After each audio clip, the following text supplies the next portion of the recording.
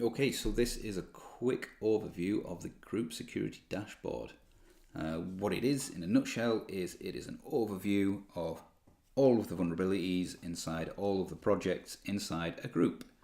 So in order to see it, you will need a group, and that group will need a project, and that project will need some vulnerabilities. So here's one I prepared earlier. We got groups and open source.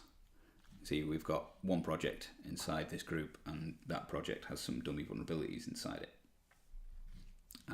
So on this group page, if we go over to the overview section of the sidebar, we have security dashboard link.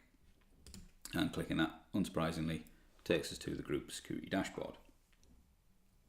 Now, as I said, this is a group with one project with some dummy vulnerabilities inside it. So the data here, all the vulnerabilities have the same name and they all come from the same project. That's simply because it's dummy data. Let's not worry too much about that for now. When you've got an actual production environment with real vulnerabilities in real projects, this will differ a lot more.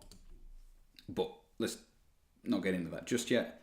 Let's start with the overview at the top. So what this basically is it's pulled in all the vulnerabilities and it just tells you how many of them are critical. This is the severities, how many of them are critical, how many of them are high, how many of them are medium, and how many are low.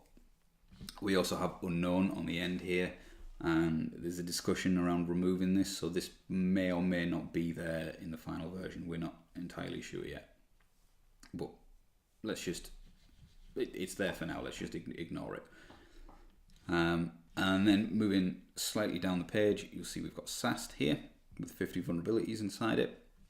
Now, when I said that we pulled in all the vulnerabilities, there was a little white lie. We're actually only pulling in the vulnerabilities from the SAST scanning at the moment, but the plan for the future is to add in the other scanners as we go along and have different tabs for them. But for now, we've just put in this little tooltip that basically describes what I've just said. And again, there's an issue around what this text actually says, so that may change in the final version. So, drilling down into the actual vulnerabilities, you see that they are all sorted by the severity currently. So we've got all the critical ones at the top, and then we move into the high, and then if we go on to the next page, we've got medium, low, etc, etc, etc. And these are all paginated, 10 per page, with 50 vulnerabilities, 5 pages, standard stuff. The information we have at first glance, if we look at this second one here, we have the critical severity, we have the name of the vulnerability, the project it came from, the confidence that the scanner has, and we have these 3 action buttons here. More info, which unsurprisingly gives you more information on the vulnerability. New issue, which creates an issue for that vulnerability. So a new issue that basically is like a placeholder to say we need to sort this vulnerability out. And dismiss vulnerability, that just basically says this vulnerability is not important, let's dismiss it. If you've looked at vulnerabilities on the merge quest page or the jobs page or just the general reports for security vulnerabilities, these actions and this information will be quite familiar to you. It does exactly the same things behind the scenes. In fact, if I open up the more info modal, this is almost exactly the modal you're used to seeing on them pages. So it brings in the description. We've got the project here as well, because this is the first time you need to specify what project it's on. The file, the identifiers, all of this stuff that's normally in the other modals is there, and you can dismiss a vulnerability and create an issue. Now, I will show you what create an issue looks like from this modal, but creating an issue from down here or dismissing a vulnerability from down here is exactly the same as doing it from here. But we'll do it from the modal for now. So this goes off and it creates an issue, and it says like the cipher does not provide blah blah blah blah.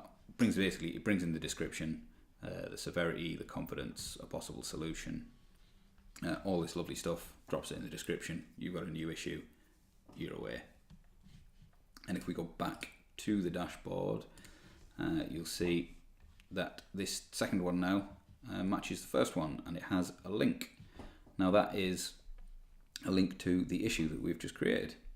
So if you have vulnerabilities with issues that are linked to them, that's really visual and really obvious inside this list, and you can just click on them and you can go, and we go back to that issue that we've created, and you can see what's going on with it.